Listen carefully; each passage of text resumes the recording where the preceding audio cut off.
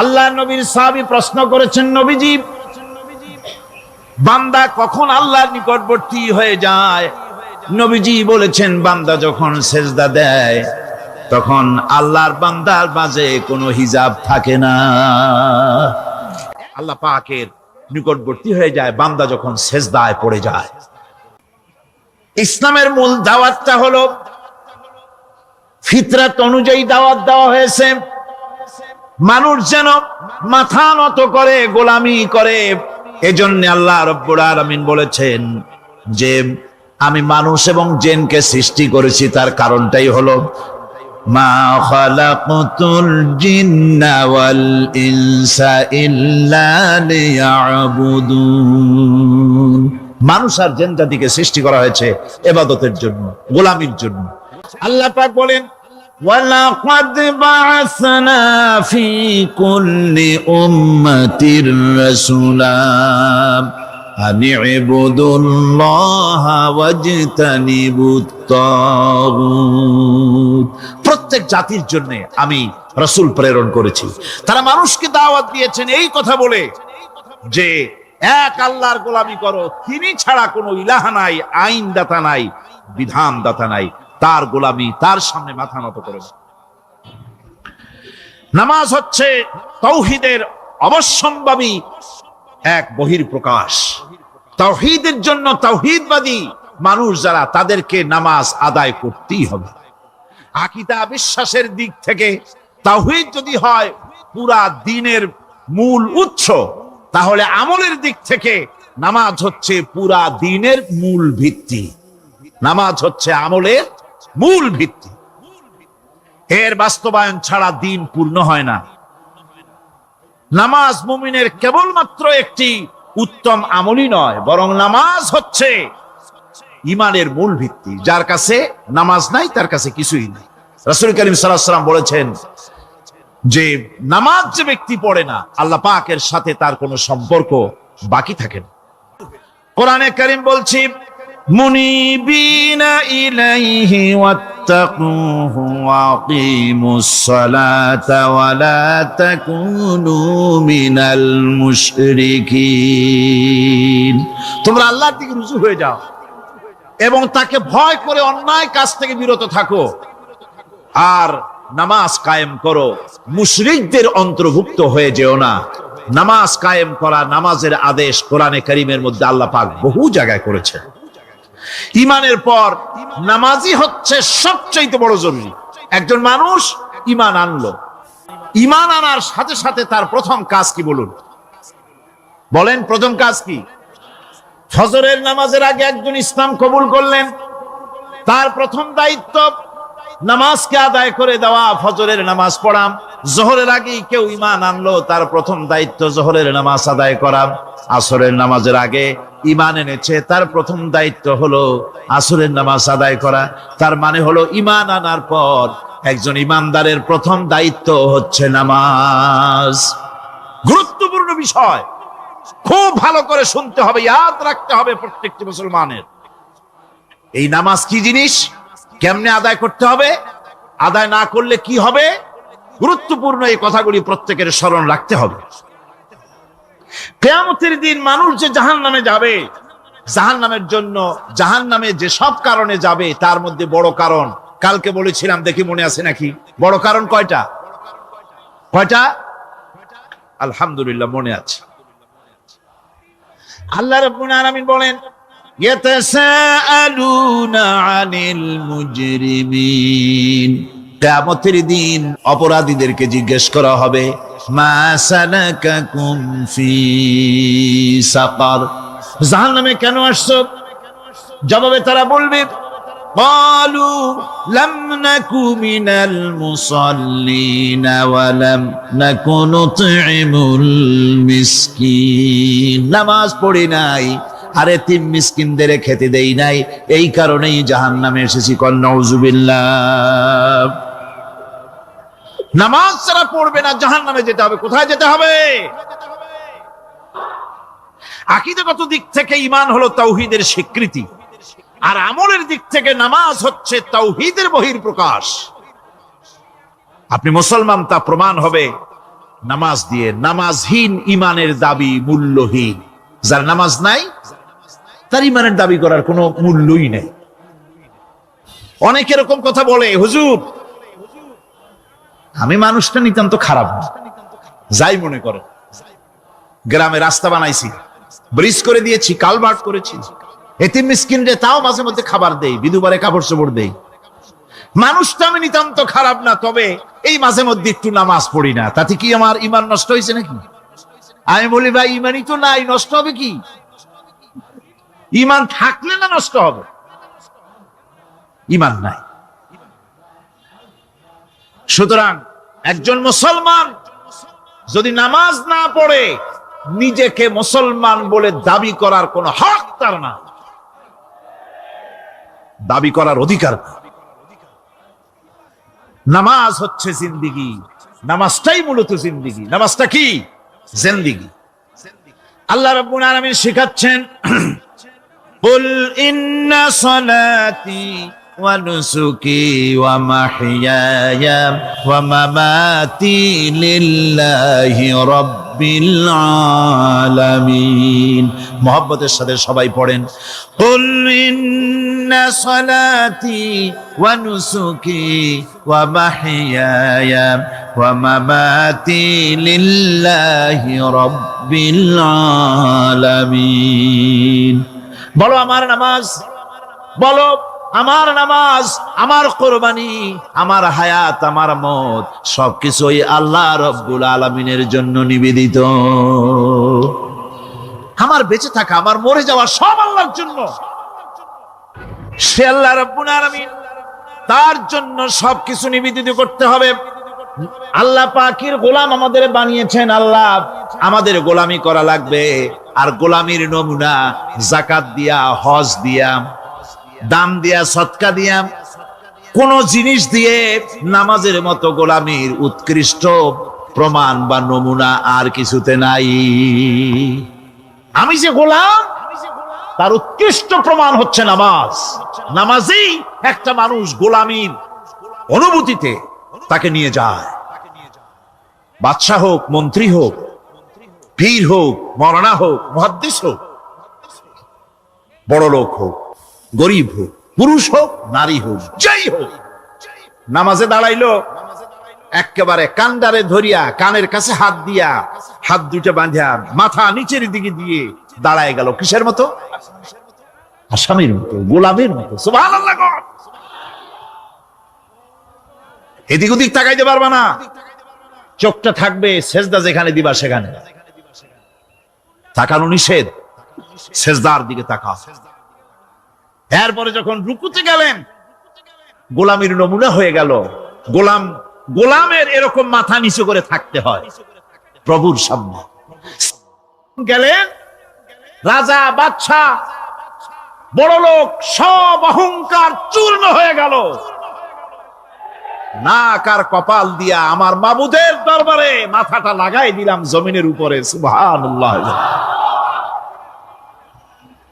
আমি আমার ভাষায় বলি, আমি আমার ভাষায় কথাটা এভাবে বলি, এই জমিনটা যদি কাগজ হয় আর আমার নাকটার কপালটা যদি কলম হয়, তাহলে আমি যে গোলাম দৈনিক 5 বার আমার নাক আর কপাল দিয়া জমিন নামক কাগজের উপরে, দাস খতের উপরে দৈনিক 5 বার নাক আর কপাল দিয়া সই করে দেই, আল্লাহ আমি তোমার গোলাম, আর কারো গোলাম নই, আমি একমাত্র তোমার গোলাম। ঘুমের থেকে উঠে সেজদা দিয়ে বলি, দুপুরের সময় কাজ ফালাইয়া আর একবার বলি, বিকেল আসার আগে আসরে আর একবার বলি, দিন যখন শেষ হয় আর একবার বলি, রাতে যখন শুতে যাই আর একবার সেজদা দিয়া ঘোষণা করি, মাবুদ আমি তোমার গোলাম। সুবহানাল্লাহ। নামাজ হচ্ছে ইসলামের গণ্ডির মধ্যে প্রবেশের প্রমাণ। কোরআনে কারীম বলছে, ফাইন তাবু ওয়া আকামুস সালাতা ওয়া আতাউজ যাকাতা ফাইখওয়ানুকুম ফিদ্দীন। সূরা তওবা এসেছে, তারা যদি তওবা করে আর নামাজ কায়েম করে, যাকাত যদি আদায় করে, তাহলে এখন তোমাদের সে দ্বীনি ভাই, এখন ভাই হয়ে গেল। একটু আগে ছিল কাফের মুশরিক, এখন তোমার দ্বীনি ভাই। দ্বীনের গণ্ডির মধ্যে প্রবেশ করা, কলেমা পড়ার সাথে সাথেই নামাজ। নামাজ হচ্ছে দ্বীনের প্রধান গেট, দ্বীনের প্রধান তোরণ। দ্বীনের মধ্যে প্রবেশ করার জন্য এই গেট দিয়ে প্রবেশ করতে হবে। সুতরাং এই নামাজের এতই গুরুত্ব দেওয়া হয়েছে। ইসলাম যদি ক্ষমতায় আসে, আল্লাহ যেন এনে দেন, জোরে কোন আমিন। ইসলাম যদি ক্ষমতায় এসে যায়, রব্বুল আলামিন তাফসীরের মাহফিল, কোরআন সামনে নিয়ে আশা করে তোমার দরবারে দোয়া করি, এই বিশাল জনসমুদ্রের দোয়া কবুল করো মাবুদ গো, এই বাংলাদেশকে ইসলামের দেশ বানাইয়া দাও।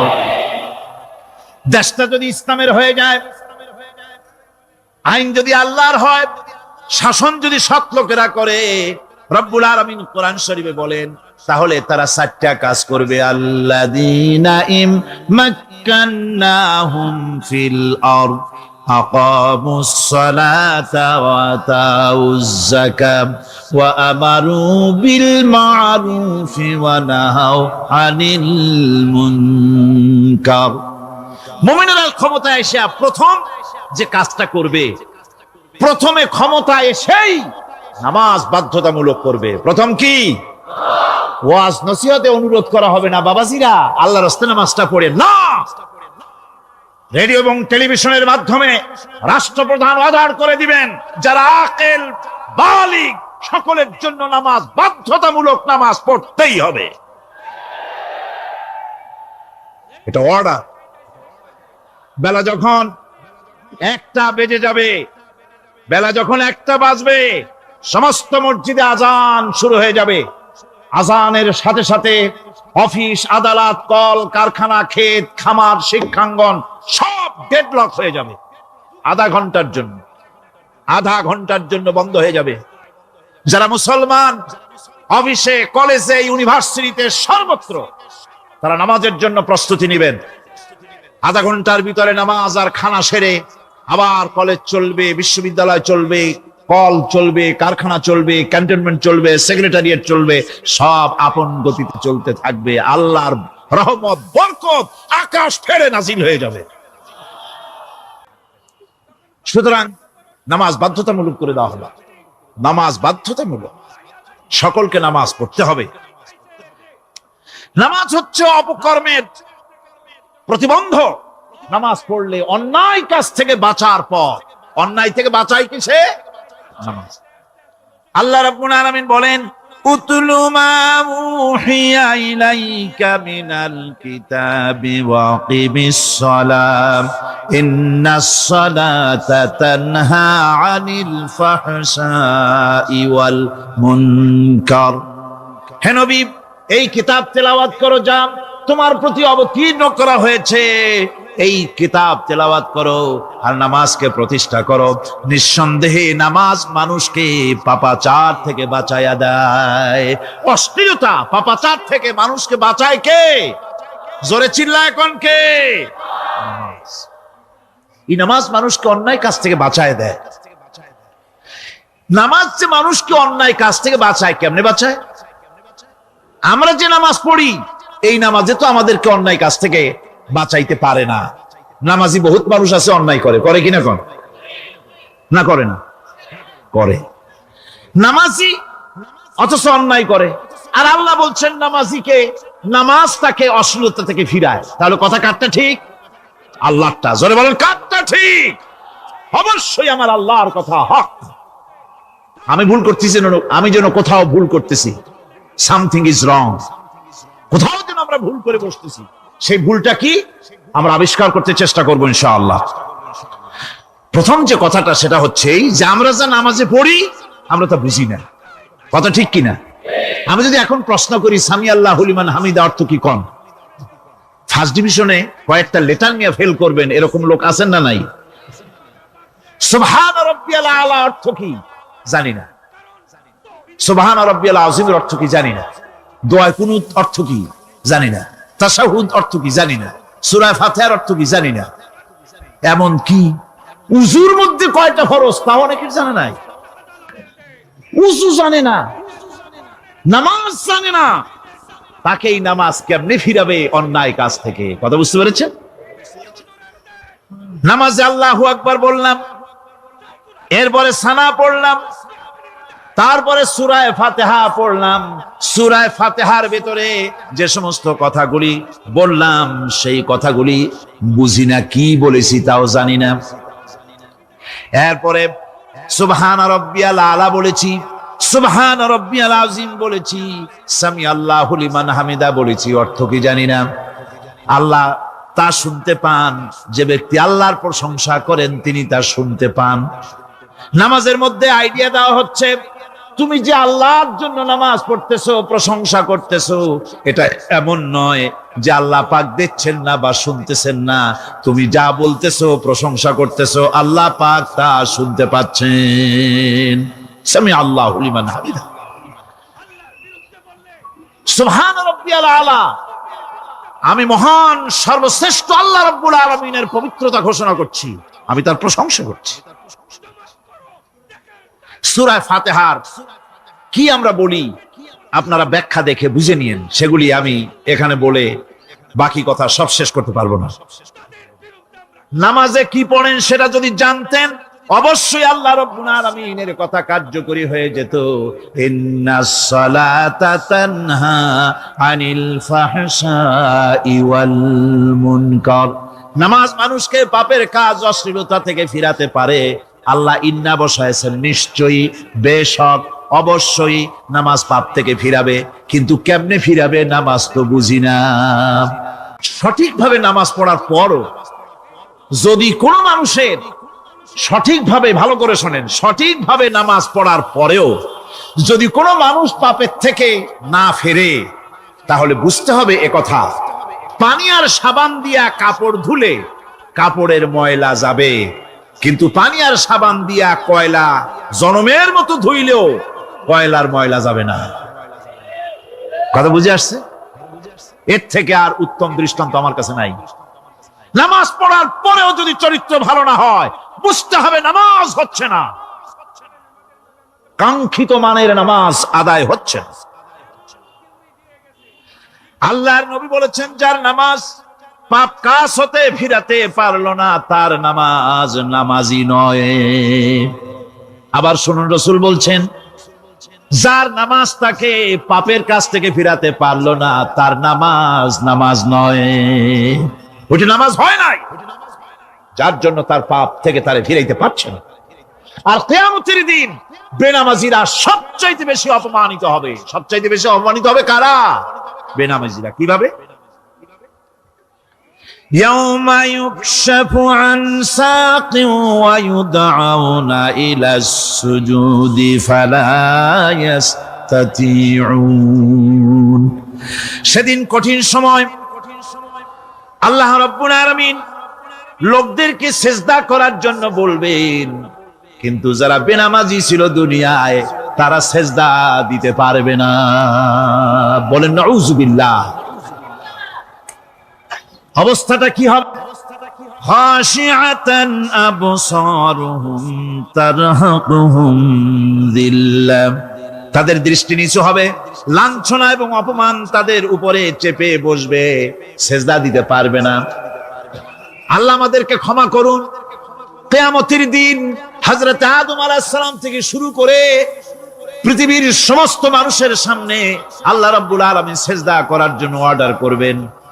যারা নাকি বেনামাজি, ওরা আল্লাহর দরবারে সেদিন সিজদা দিতে পারবে না, লাঞ্ছিত, অপমানিত হবে। জোরে কোন নাউযুবিল্লাহ। নামাজ, মুমিনের নামাজ একরকম, মুনাফিকের নামাজ হলো আর এক রকম। মুনাফিকরাও নামাজ পড়ে, পড়ে কিনা কোন? মুনাফিকেরাও নামাজ পড়ে।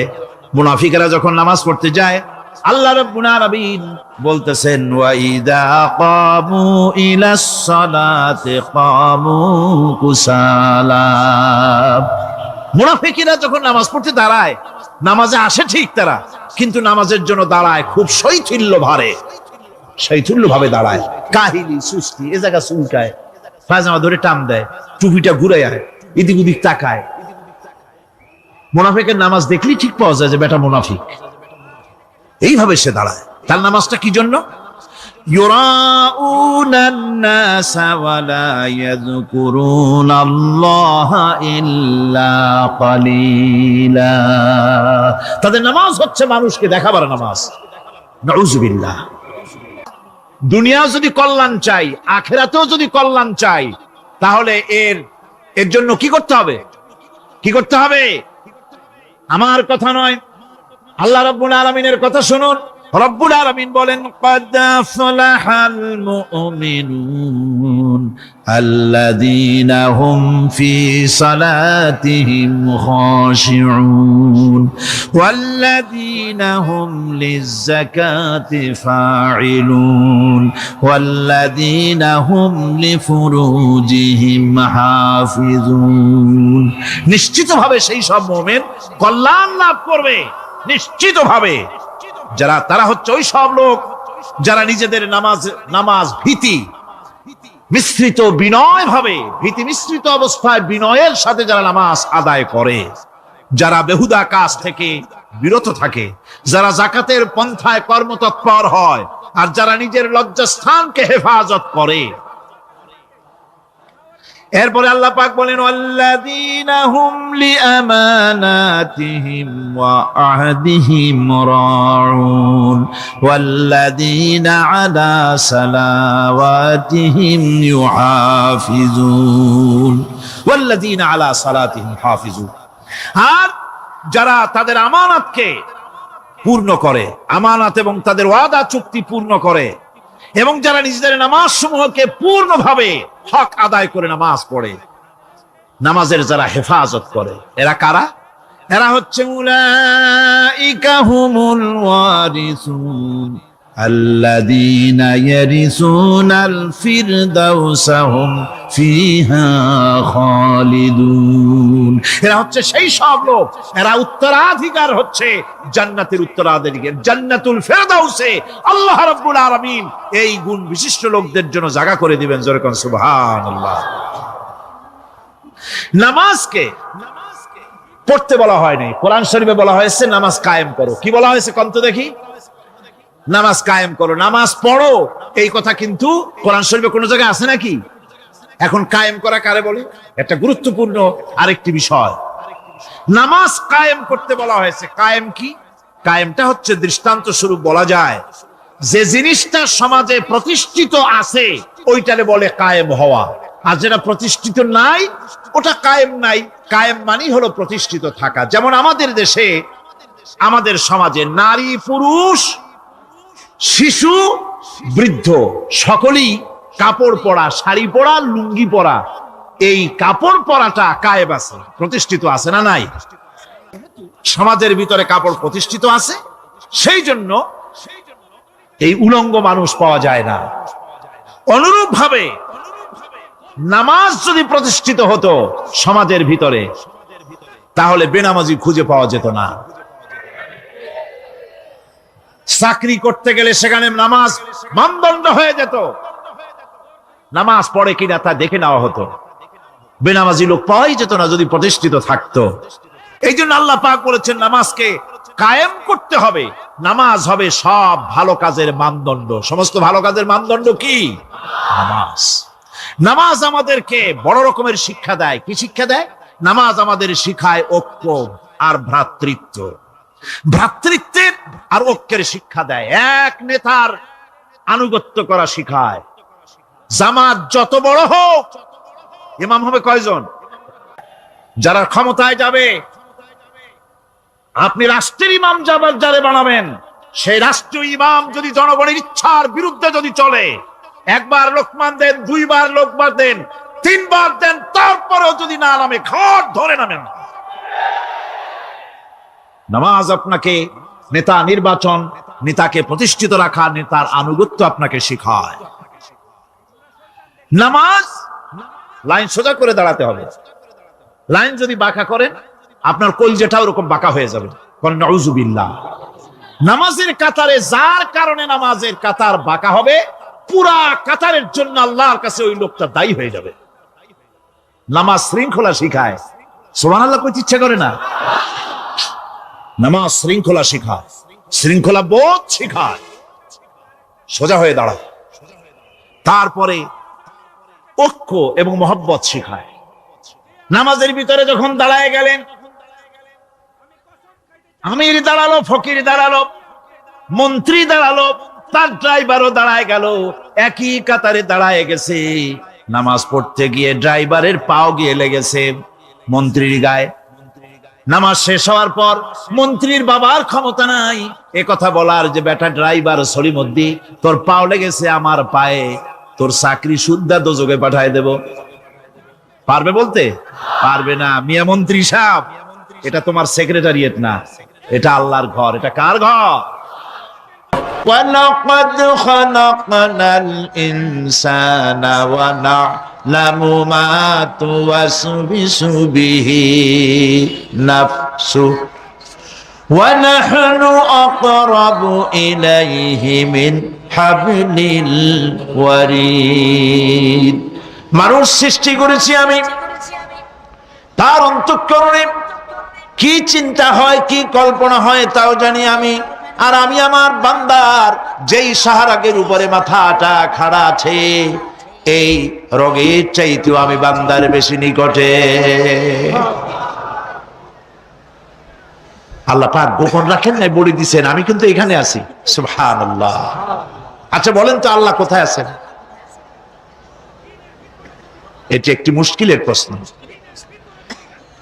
সাধারণত লোকেরা বলে আল্লাহ সব জায়গায় আছে। এই কথা, এই জবাব সঠিক নয়। আকীদা সাফ হতে হবে। আল্লাহ সব জায়গায় আছে এই কথা সঠিক নয়।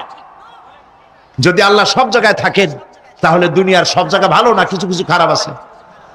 তাহলে খারাপ জায়গায়ও থাকতে হয়। নাউযুবিল্লাহ বলেন। আল্লাহ কোথায় আছে এই প্রশ্ন আল্লাহরই করি। আর শেষটা সওয়ালে মুকাদ্দারের জবাব। পৃথিবীর মানুষ আল্লাহকে প্রশ্ন করবে তুমি কোথায় আছো।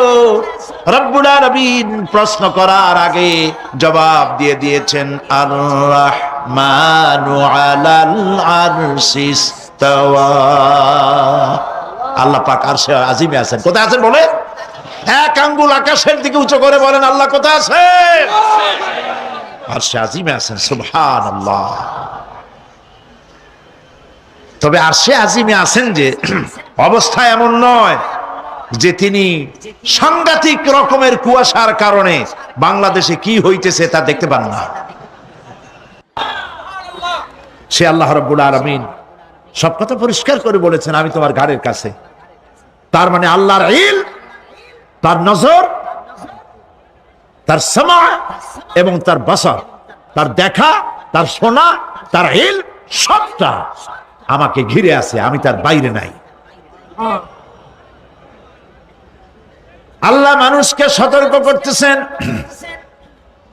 মা ইয়ালফিযু মিন কাওলিন ইল্লা লাদাইহি রাকীবুন আতীদ।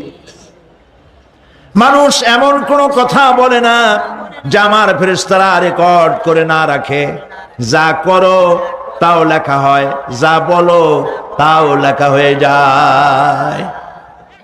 আল্লাহ রাব্বুল আলামিন কোরআনে কারীমের মধ্যে বলেছেন, আল্লাযী খালাকাল মাউতা ওয়াল হায়াতা লিয়াবলুয়াকুম আইয়ুকুম আহসানু আমালা।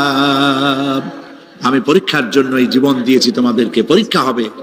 এই পরীক্ষা জীবন আর মৃত্যু দুটি জিনিস দিয়েছি পরীক্ষা করার জন্য। এই পরীক্ষার জন্য তোমরা পাস করতে পারো। পরীক্ষা আসছে, এখন প্রশ্নপত্র সব ফাঁস করে দেওয়া হয়েছে। প্রশ্নগুলি সঠিকভাবে আদায় করুন, প্রশ্নগুলি পড়ুন এবং জীবনটাকে সেইভাবে গড়ুন। নামাজটা সহি করে আদায় করুন। বহু মুসলমান আছে নামাজই পড়ে না, নামাজ পড়তে জানেও না। নবী করিম সাল্লাল্লাহু আলাইহি ওয়াসাল্লাম বলেছেন, সাল্লু কামা রাআইতুমুনি উসাল্লি। নামাজ পড়ো সেইভাবে যেভাবে আমাকে তোমরা পড়তে দেখো। সুবহানাল্লাহ। আর রাসূলুল্লাহ কেমনে নামাজ পড়তেন এইটা বর্তমান বিশ্বের শ্রেষ্ঠ হাদিস বিশারদ আল্লামা নাসিরউদ্দিন আলবানী তিনি ইন্তেকাল করেছেন। আল্লাহ পাক তাকে জান্নাতুল ফেরদাউসের মেহমান বানায় নিক, বলেন আমিন। তার লেখা বই আছে রাসূলুল্লাহ সাল্লাল্লাহু আলাইহি ওয়াসাল্লামের নামাজ। বইয়ের নাম রাসূলুল্লাহ সাল্লাল্লাহু আলাইহি ওয়াসাল্লামের নামাজ। ছোট্ট একটা বই। এই বইটা আপনারা কিনবেন। এই বইটা যেভাবে লেখা আছে নামাজ সেইভাবে পড়বেন। নামাজ রাসূল করিম ঠিক যেভাবে পড়েছেন ওইভাবেই লেখা আছে। আপনি আন্দাজে পড়লে হবে না, টুকুর টাকুর করে কয়েকটা সেজদা দিলেই হবে না। তা দিলে আর কান, একটা সেজদা থেকে আরেকটা সেজদার মাঝখানে সময় দিতে হবে, রুকু থেকে দাঁড়ায় সময় দিতে হবে, ধীরে ধীরে নামাজ পড়তে হবে। অথচ আমরা নামাজ পড়ি সব থেকে ব্যস্ততার সাথে, দ্রুত, রকেট সার্ভিস। কোরআন শরীফের ভিতরে নামাজের গুরুত্ব সর্বাধিক দেওয়া হয়েছে। নামাজের কথা কয়বার বলা হয়েছে? 82 বার। 82 বার আল্লাহ পাক বলেছেন নামাজ আদায় করো, 82 বার বলেছেন। আর নবীজি বলেছেন লা দীনা লিমান লা সালাতা লাহু, যার কাছে নামাজ নাই তার কাছে দিন বলে কোনো জিনিস নাই। মান তারাকা সালাতান মুতাআম্মিদান ফাকাদ কাফারা, ইচ্ছে করে যে ব্যক্তি নামাজ ছেড়ে দিল কাফের হয়ে গেল, বলেন নাউজুবিল্লাহ। কিয়ামতের দিন, বুখারী শরীফের হাদিস, আল্লাহ পাকের নবী বলেছেন কিয়ামতের দিন সর্বপ্রথম আল্লাহ জিজ্ঞেস করবেন বান্দা নামাজ পড়ছো কিনা। প্রথম প্রশ্ন কি বলেন? প্রথম প্রশ্ন কি? যার নামাজ কবুল তার সমস্ত নেক আমল মঞ্জুর, যার নামাজ কবুল হবে না কোনোটাই মঞ্জুর হবে না। কথা বুঝতে পেরেছেন? নামাজ সঠিকভাবে আদায় করতে হবে। সুতরাং কোরআন শরীফের মধ্যে আল্লাহ পাক সব কথা বলে দিয়েছেন। বিজ্ঞানের সাথে কিন্তু কোরআনের সংঘর্ষ নাই। অনেকে মনে করে যে বিজ্ঞান আর কোরআন এর মধ্যে বিরাট সংঘর্ষ। না, বিরাট সংঘর্ষ নয়, দুই একটা পয়েন্টে সংঘর্ষ থাকতে পারে।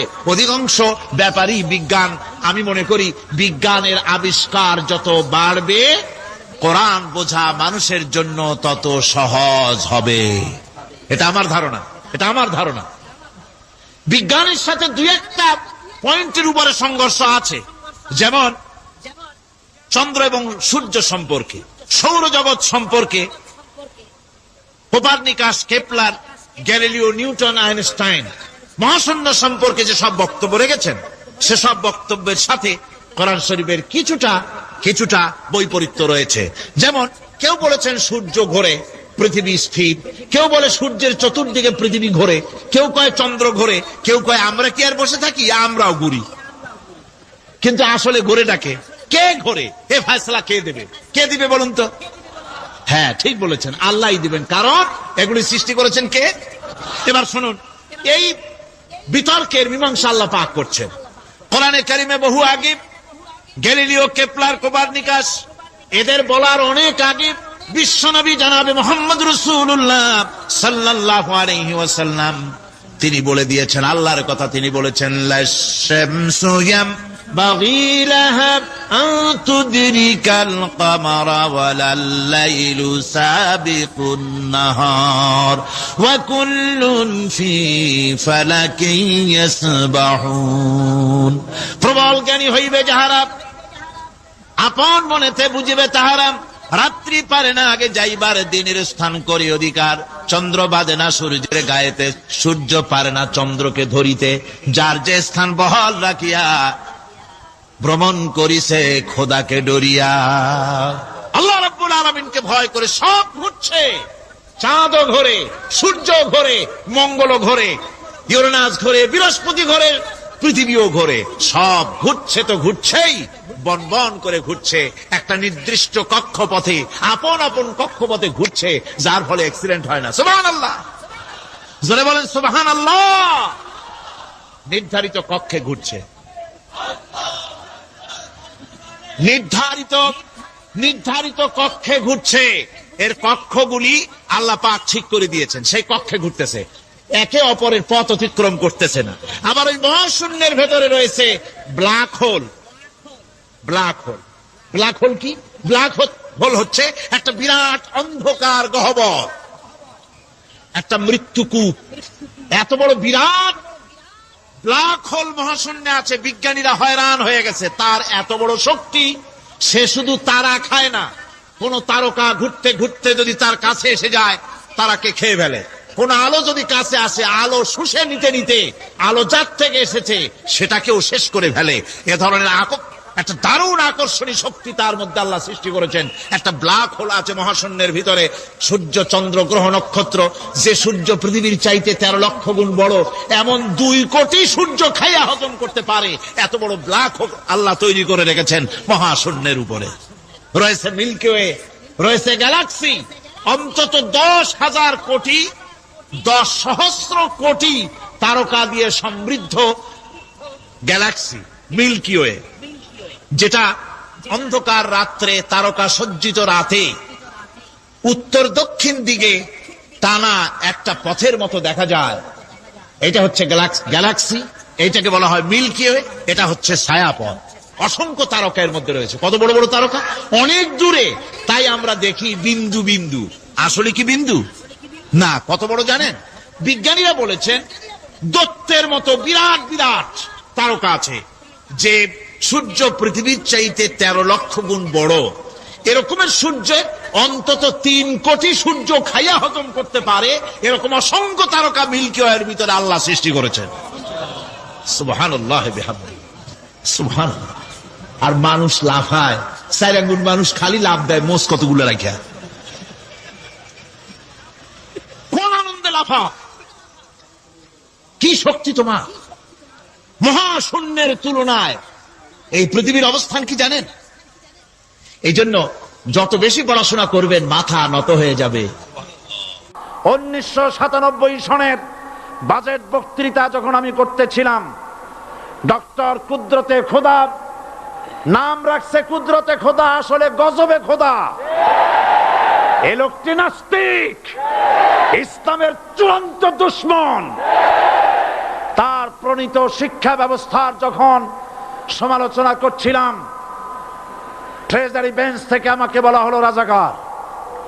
আমি আমার সমস্ত শক্তি একত্রিত করে বলেছিলাম, শুধুমাত্র হিন্দুস্তানের রাজাকারেরাই আমাকে রাজাকার বলতে পারে। আমি বলেছিলাম 1973 সন পর্যন্ত আমি বাংলাদেশের কোন রাজনৈতিক দলের নেতা এবং কর্মী ছিলাম না। আমি রাজাকার নই। আমাকে রাজাকার বলে যদি তাকেও প্রমাণ করতে না পারে 10 কোটি টাকার মানহানি মামলা দায়ের করব।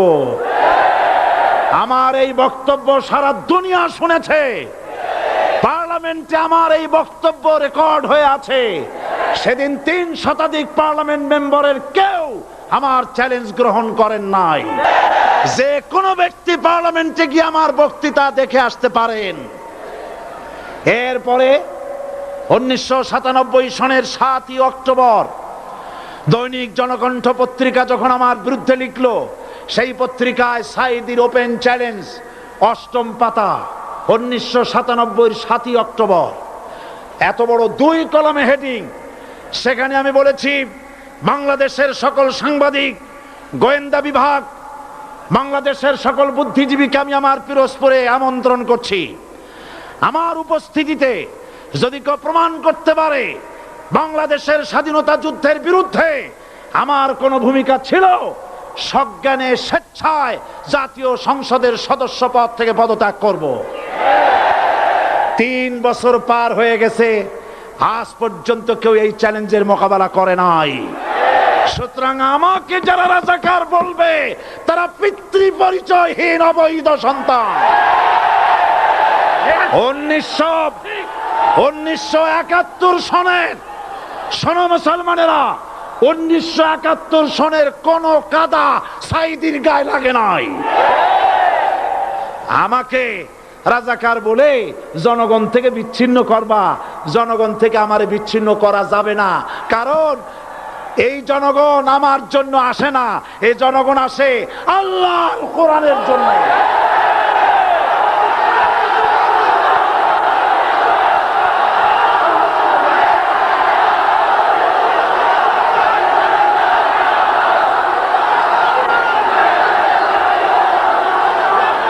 আজকে আজ যারা ইসলামের কথা